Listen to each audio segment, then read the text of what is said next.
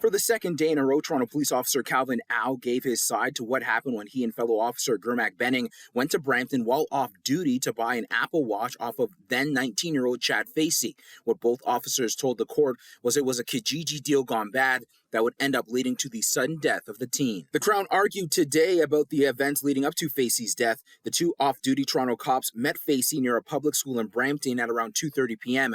After paying $400 for a watch, they realized it was fake. Facey ran, and the cops followed him by car to a ravine. Au jumped out to chase Facey on foot, while Benning caught up with him in a vehicle. Au testified he used reasonable force for a takedown, fearing for his colleague's safety. "I didn't football tackle him," Au said. The Crown argued Au didn't have to take Facey down and that he and fellow officer Benning had a tactical advantage as they both outweighed Facey. Au, who was 180 pounds at the time, had more than 40 pounds on the then 19-year-old. They had Facey boxed in with the vehicle, and the Crown also argued with Au that the chase had ended and he was not going to run away again, while Au believed his body language contradicted that. Crown: he was standing still, correct? No.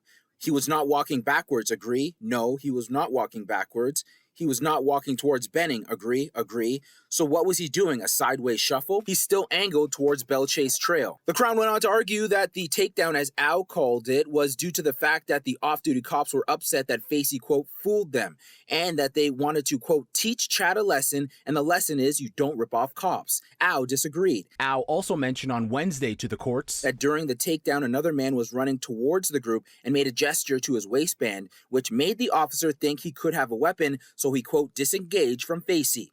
Okay, but you're safe, you have your money back, everybody is okay? Yeah, we're good. We don't even really need police if that's the case. Okay. In the 911 audio, Benning says he got his money back. The Crown argued Au knew this, but Au disagreed on the stand. There was no mention of any weapons at the scene during the call. This doorbell camera footage showed the last time Facey would leave his home alive. Can I help you? Yeah, Chad. Complaining about like his legs. Hours later, you can hear in this video a friend saying Facey could not feel his legs. He would go to hospital later that day where he would die, and according to a forensic report entered into evidence, it was caused by an intracerebral hemorrhage or brain bleed. Au, who is currently suspended with pay, was originally charged with manslaughter and aggravated assault in Facey's death. The officer is now being charged with aggravated assault causing bodily harm. Court is set to resume on Tuesday. In Brampton, I'm Rowe for City News.